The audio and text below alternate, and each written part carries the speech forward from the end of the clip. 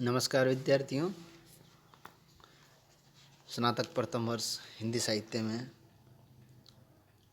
मैं मनीष नैनीवाल, सहायक आचार्य, राजकीय महाविद्यालय चौमेला, इस ऑनलाइन कक्षा में आपका स्वागत करता हूं। आज हम पढ़ेंगे एक नया अध्याय, तीसरा अध्याय है भक्ति काव्य से महाकवि सूरदास। इस अध्याय में सूरदास के कुछ पद लिए गए हैं विनय से संबंधी, गोकुल लीला, वृंदावन लीला, इसके अलावा उद्धव संदेश, उद्धव गोपी संवाद, भ्रमर गीत के कुछ प्रसंग भी। इनके पदों का अध्ययन करने से पहले हम महाकवि सूरदास के विषय में जान लेते हैं। हालांकि अब तक आपने सूरदास के विषय में काफ़ी पढ़ लिया होगा, फिर भी हम उनके जीवन परिचय से, उनकी रचनाओं से, उनकी काव्यगत विशेषताओं से एक बार परिचित हो लें। सूरदास का जन्म संवत 1540 और उनकी मृत्यु संवत 1620, ये तिथियां आचार्य रामचंद्र शुक्ल द्वारा मान्य हैं। हालांकि तिथियों में विद्वानों में मतभेद भी हैं, पर जो तिथियां दी गई हैं ये आचार्य शुक्ल द्वारा बताई गई तिथियां ही हैं। सूरदास का जन्म रुणकता नामक गांव में हुआ था। यह गांव मथुरा और आगरा से जो मार्ग हैं उसके किनारे पर स्थित है। कुछ विद्वान सूर का जन्म सिही नामक ग्राम में भी मानते हैं। इनका जन्म एक निर्धन सारस्वत ब्राह्मण परिवार में हुआ। ये मथुरा के बीच गौघाट पर आकर रहने लगे थे। सूरदास के पिता रामदास गायक थे। सूरदास के जन्मांध होने के विषय में मतभेद हैं, लेकिन जनश्रुति के अनुसार इन्हें जन्मांध माना जाता है।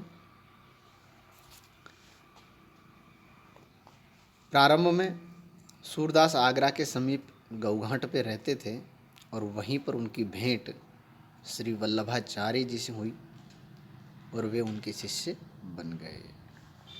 यानी वल्लभाचार्य को सूरदास का गुरु बताया गया है। वल्लभाचार्य ने उनको पुष्टि मार्ग में दीक्षित कर कृष्ण लीला के पद गाने का आदेश दिया और इसके बाद सूरदास ने कृष्ण भक्ति में कई पदों की रचना की है। सूरदास की मृत्यु गोवर्धन के निकट पारसोली नामक गांव में संवत 1620 में हुई है। इनकी रचनाएं 3 मानी जाती हैं: सूरसागर, सूरसारावली और साहित्य लहरी। सूरसागर इनकी प्रसिद्धि का सबसे बड़ा कारण है, जिसमें लगभग 1.25 लाख पद संग्रहित थे ऐसा माना जाता है, किंतु अब 7-8 हजार पद ही मिलते हैं। दूसरा ग्रंथ सूरसारावली है और तीसरा है साहित्य लहरी, जिसमें दृष्टकूट पद संकलित हैं।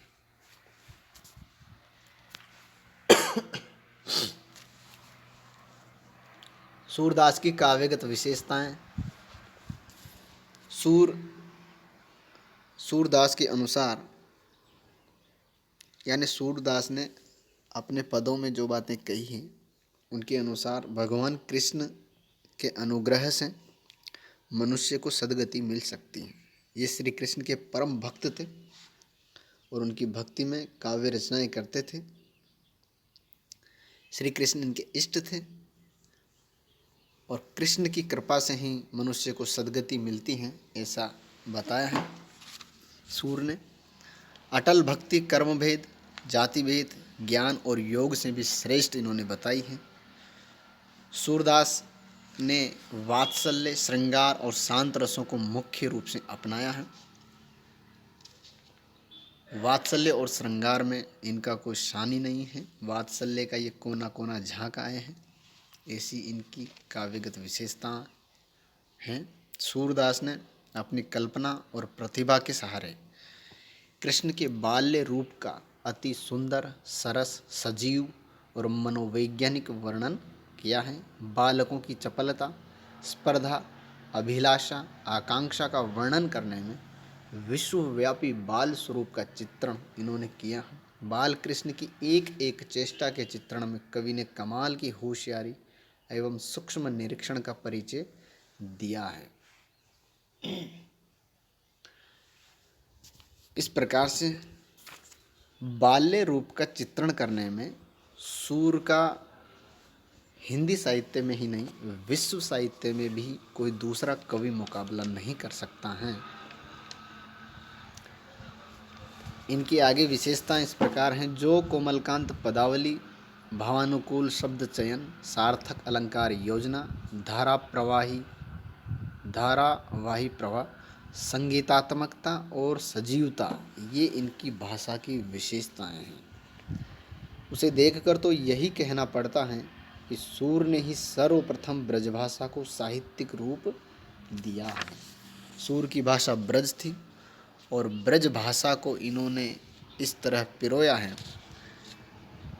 कि ऐसा लगता है कि ब्रज भाषा को साहित्यिक रूप इन्होंने ही, यानी ब्रज को पूरे हिंदी क्षेत्र में सर्वश्रेष्ठ भाषा का दर्जा इन्होंने दे दिया था। सूर ने भक्ति के साथ श्रृंगार को जोड़कर उसके संयोग और वियोग पक्षों का जैसा वर्णन किया है वह अन्यत्र दुर्लभ है। और इसका उत्कृष्ट उदाहरण है भ्रमर गीत सार। सूरदास ने विनय के पद भी रचे हैं। उसमें उनकी दास्य भावना कहीं कहीं तुलसीदास से भी आगे बढ़ जाती है। सूरदास ने स्थान स्थान पर कूट पद भी लिखे हैं। कूट पदों पर इनका एक ग्रंथ है, साहित्य लहरी। प्रेम के स्वच्छ और मार्जित रूप का चित्रण भारतीय साहित्य में किसी और कवि ने नहीं किया है। यह सूरदास की अपनी विशेषता है। वियोग के समय राधिका का जो चित्र सूरदास ने चित्रित किया है वह इस प्रेम के योग्य हैं। सूर ने यशोदा आदि के शील, गुण आदि का सुंदर चित्रण किया। सूरदास का भ्रमर गीत वियोग श्रृंगार का ही उत्कृष्ट ग्रंथ नहीं है, उसमें सगुण और निर्गुण का भी विवेचन हुआ है।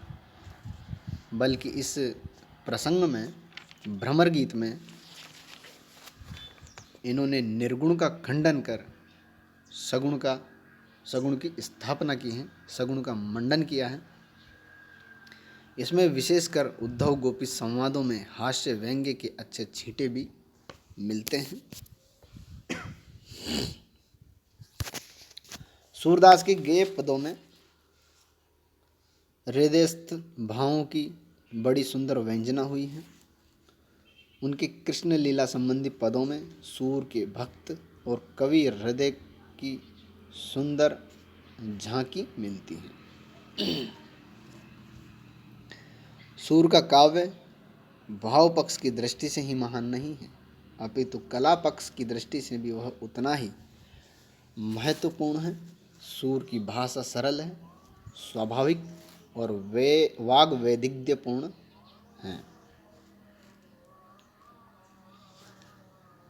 अलंकार योजना की दृष्टि से भी उनका कला पक्ष सबल है।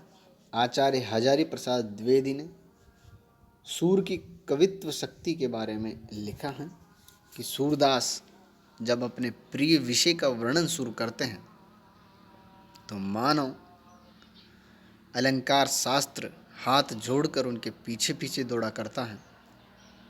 उपमाओं की बाढ़ आ जाती है, रूपकों की वर्षा होने लगती है। इस प्रकार हम देखते हैं कि सूरदास हिंदी साहित्य के महाकवि हैं, क्योंकि उन्होंने न केवल भाव और भाषा की दृष्टि से साहित्य को सुसज्जित किया है, वरन कृष्ण काव्य की विशिष्ट परंपरा को भी जन्म दिया। ये सूरदास की काव्यगत विशेषताएं थीं। तो सूर के बारे में उनके जीवन परिचय और उनकी काव्य कला की विशेषताओं को आज हमने पढ़ा है। अब आगे अगले वीडियो में हम उनके पदों का अध्ययन करेंगे। तब तक के लिए धन्यवाद।